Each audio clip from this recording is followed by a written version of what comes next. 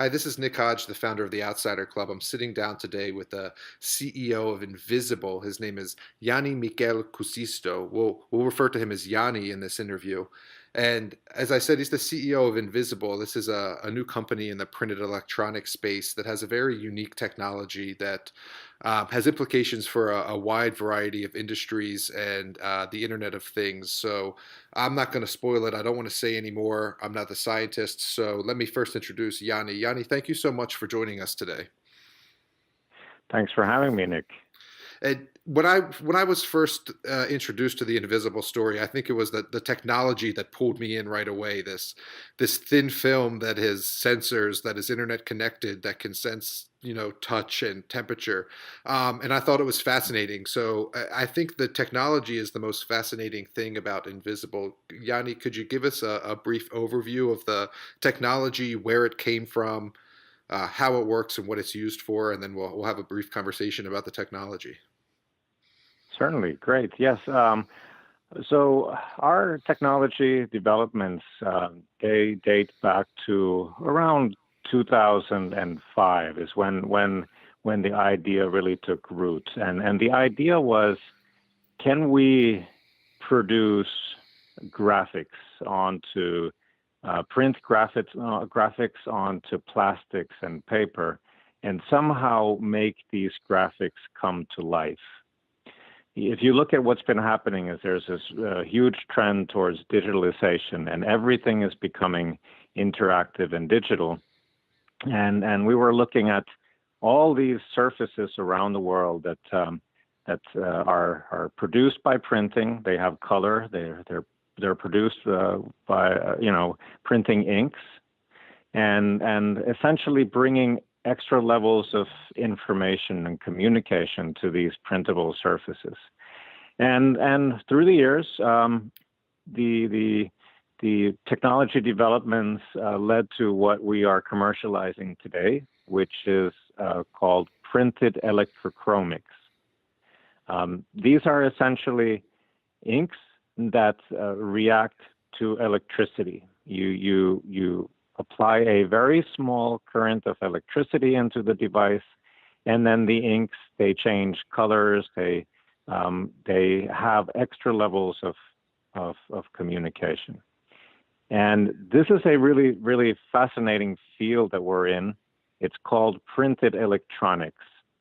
And essentially it is, as those words say, we are using printing techniques to produce electronic components. And this is a rapidly emerging field of technology. I think it's helpful to paint a picture. Could you give us maybe one or two examples of how the technology would be used, or maybe some of the way your prototype devices are being used, so the listener can visualize how these smart labels or these printed electronics would work? Exactly, yes, by all means.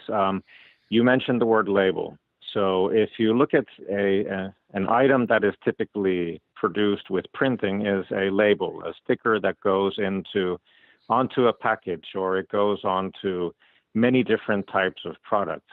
Label is an excellent platform for printing because you can easily just apply that to essentially any surface. A lot of the work that we're doing today uses labels as the base substrate. And what we can do is we can print our color-changing graphics onto these labels that then go into consumer products in the cosmetics field, for instance, or they can go into pharmaceuticals, into drugs, into medicine packaging. And when you combine our color-changing inks, changing graphics, with a sensor that can sense something like temperature, you can have these really high value added labels with added function on the package. If you look at the pharmaceuticals and the food industry and their logistics chains, there's a lot of waste of product in those logistics chains because of for instance, storing the products in too high temperatures. If you have a temperature logging sensor that is able to sense what temperature the product is at in any given moment, if you apply that onto a label, this little sensor, and it detects, okay, now the product is too hot, what it will do, it will give a little signal to our graphics that will change the visual look of it. And what that leads to is you can have a label that can warn you, visually warn you and say, okay, this product has been in too high temperature for too long period of time.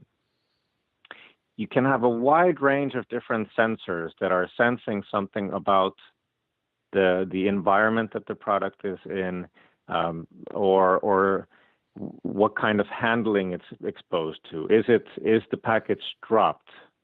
It can sense if a package is dropped, and if it's dropped, again, that activates our display, and the label changes color or graphics.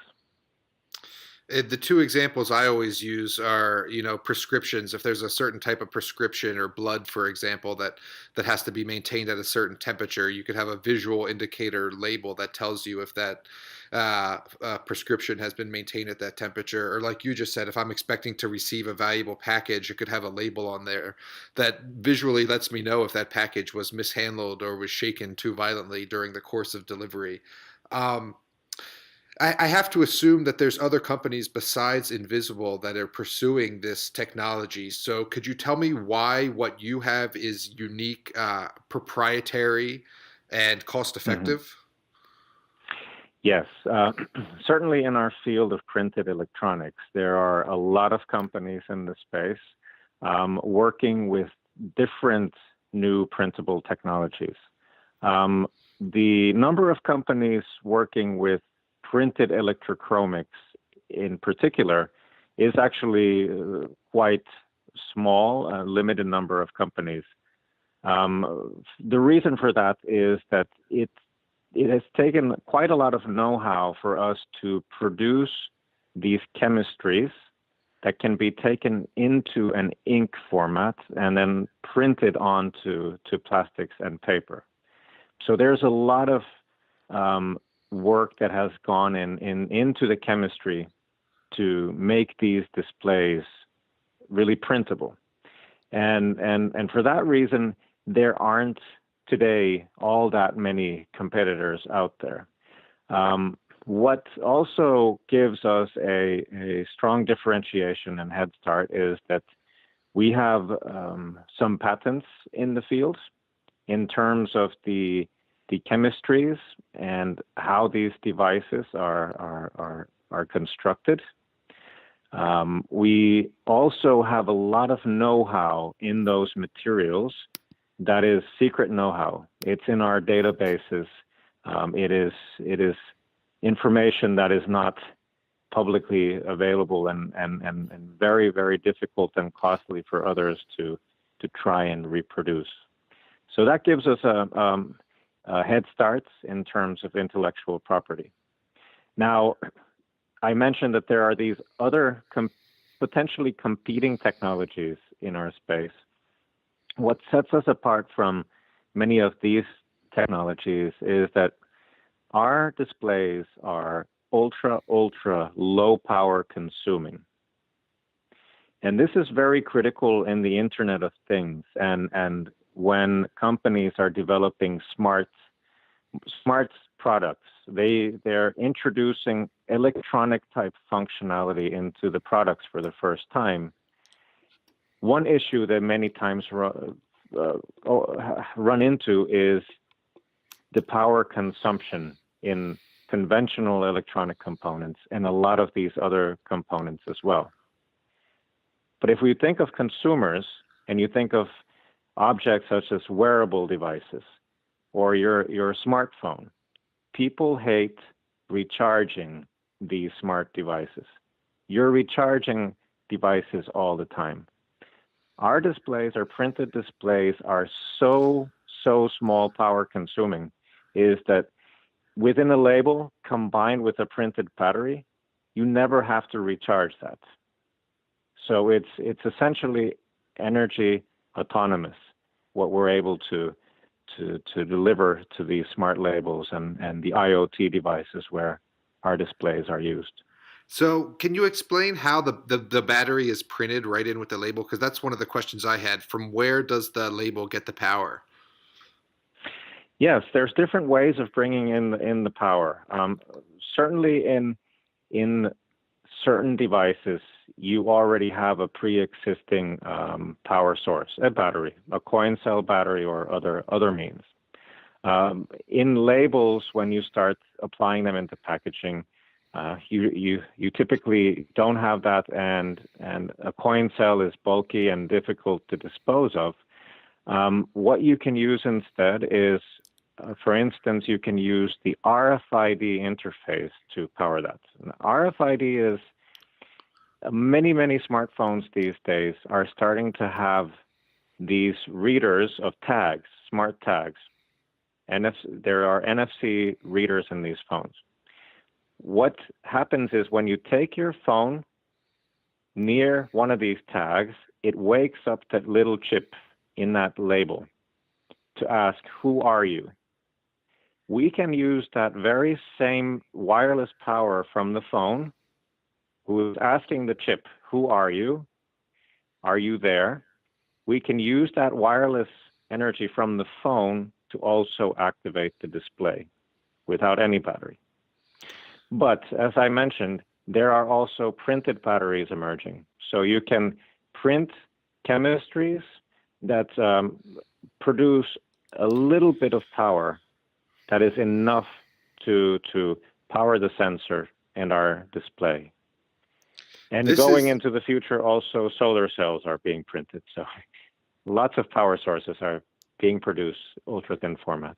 This is some very futuristic stuff. I mean, we're talking about, printing labels that we can use for logistics and to track with an interface and to alert us of various occurrences, whether that be temperature or touch. Let's talk for a bit about where this technology came from. Can you give me a bit of background on yourself and then a little bit of background on your COO and CTO, please?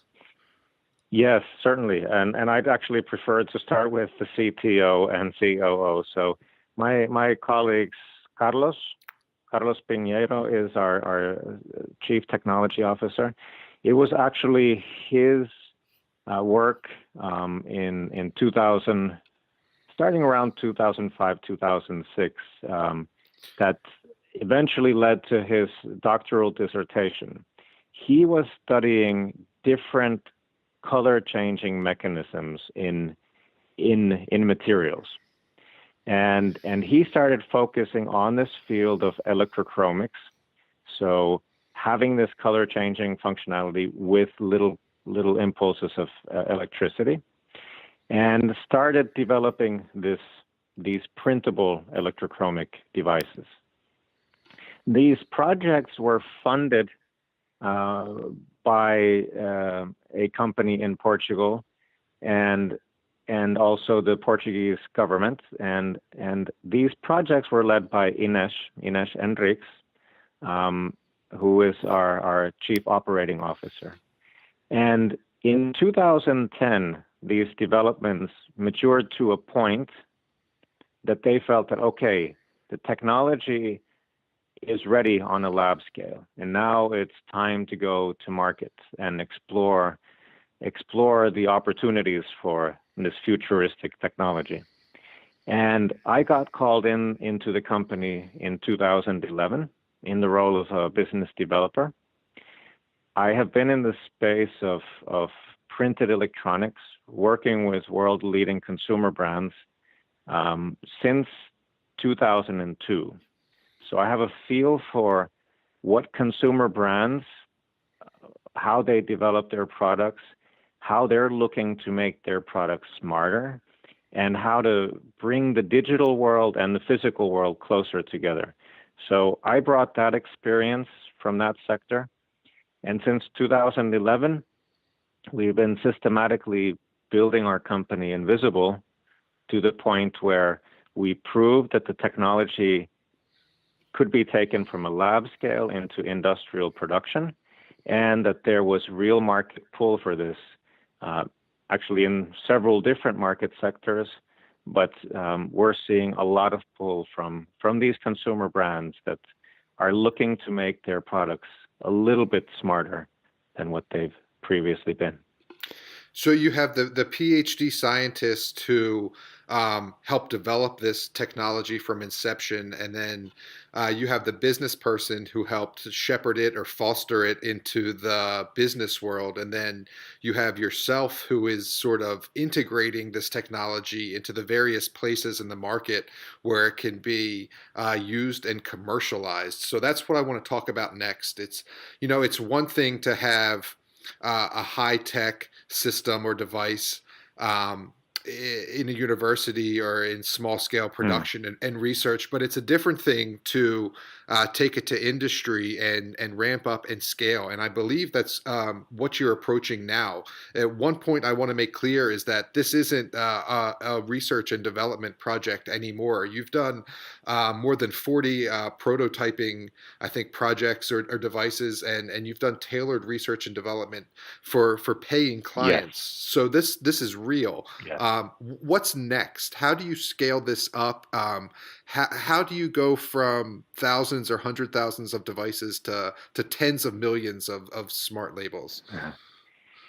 Yes, Nick, you're on point in terms of where we are as a company right now. Is that in the past 6-7 years, we've done a lot of work to make it industrially scalable. We've worked with clients in demonstrating product ideas, and also produced the first volumes of product that have gone into markets by companies such as L'Oreal. L'Oreal, the cosmetics company, was our very first client. They used this for different in-store marketing purposes. But where we are now and where we're headed is really taking that step from the current sheet-to-sheet printing process into more roll-to-roll type processes. Now, to explain these terms, there are, in the industrial printing space, there are essentially two ways in which materials are handled in these high volume processes. Either you have sheets of material that run through the machines, or then you have a full roll of material, a paper roll or a plastic roll that runs at truly high speed through that machine, through those printing stages and the different material handling stages. Where we are today is we have existing sheet-to-sheet capability. And with the funding that we recently raised, we're expanding our capacity to produce displays sheet-to-sheet. And what we're doing, we're using machines and equipment that are widely available in the printing industry. So essentially, we're using techniques that exist, so the print houses don't have to make huge capital investments to adopt our technology. So with this upscaling of our own production capability, simultaneously we're starting to introduce this capability, this printing capability, into print houses in different parts of the globe. That's the sheet-to-sheet process. Our big dream, it has been to get to roll-to-roll. And what we've now just done is started our roll-to-roll developments. Because if you work with companies that are the biggest consumer packaged goods companies in the planet, their packaging, their products are produced in roll-to-roll format. So that is something that is development that is ongoing, and that's the next step in our development. But the business today is done with the sheet-to-sheet process. And just to touch on one point that you made there, you said there's the existing capital equipment. I think it's no secret that the distribution of newspapers over the past couple of decades is significantly down, and I believe what you mean by that is there is some excess or surplus newspaper printing equipment that could potentially be used for this roll-to-roll process that could come at a discount as opposed to intensive capital investments. Is that correct? That's correct. There is, in the wider printing industry, there have been a lot of disruptions in the past 10, 20 years. There are certain sectors of printed products where the business has gone down, and these same companies have been looking for other uses for this equipment. And one of the fastest growing sectors in printing are industrial printing and printed electronics in particular. So print houses are very keen and hungry to start producing these new higher value added items. So, okay, let's talk. I guess let's talk about money and sales a little bit. These things are very, very cheap to produce, right? Otherwise, consumer packaging wouldn't be able to use them. So, can you tell me a little bit about how much it costs to produce one of these smart labels? I mean, it's fractions of a penny, as I understand it. And then um, maybe what your sales look like, or what you envision your sales looking like as you bring on new customers and you achieve full commercialization. Hmm. Yes. So at the moment, when the production volumes that we have been able to produce and our first partners have been able to produce are still quite small if you compare to more traditional printed items. We've obviously focused our efforts on higher priced printing products. We've focused on market sectors that can essentially afford this type of added functionality more easily. The price points that we currently sell the displays at, or the smart labels at, are usually in the tens of cents, and sometimes even several dollars per unit. That's where the technology is today. Of course, when capacity increases, when the materials supply that go through us increases, the price per unit starts to drop. And ultimately, our aim is to reach those products where that label can cost a few cents. So as we scale, the prices come down that expand the markets which can withstand our prices. But the important thing here too is this is not a pure cost-based play. We're not just going at this from a perspective of race to the bottom in terms of price, but it's really working on those applications and where the added value is. And that's why we deploy also a design team. We have designers who help our clients, the brand owners, in develop their ideas so that their products actually become more valuable and they allow that price of this added functionality into the product. And the best ideas always come from the clients, and we just service them to those needs.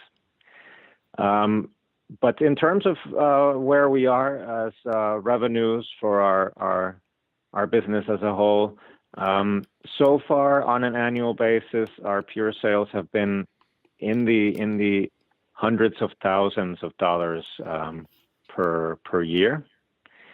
We've had challenges earlier in increasing the capacity, but now we're able to take that step, and we have not released our sales targets for the coming years, but we expect to be in the millions in annual revenue in the next couple of years. And when this roll-to-roll capability kicks off, we see this business growing into hundreds of millions of revenue on an annual basis. Wow. But now we're ramping up. I I want to pay particular attention to the phrase you said about not racing to the bottom and about looking at value added products. So I think before we wrap up, let's talk a little bit about an example of how you add value and what the blue sky can be. I'm reminded of two particular slides in your corporate presentation. One is seemingly an advertisement for some sort of travel or vacation. And in the advertisement, there's a smart label that you can interact with, right? You can scan either, I assume, to get pricing or see pictures of the destination or, whatever it is. And then there's also one about brand protection. So I'm thinking of like an expensive Coach purse that's a couple of $100s that there's a lot of knockoffs or reproductions. You could have a label in there that your phone interacts with that can certify or verify that that's an authentic Coach purse. Can you talk about those sort of value adds and where the blue sky goes from there? Yes, certainly. And I'll actually go in slightly reverse order from what you said. So I'll start with the brand protection. There are massive, massive problems on a global scale what comes to counterfeit products.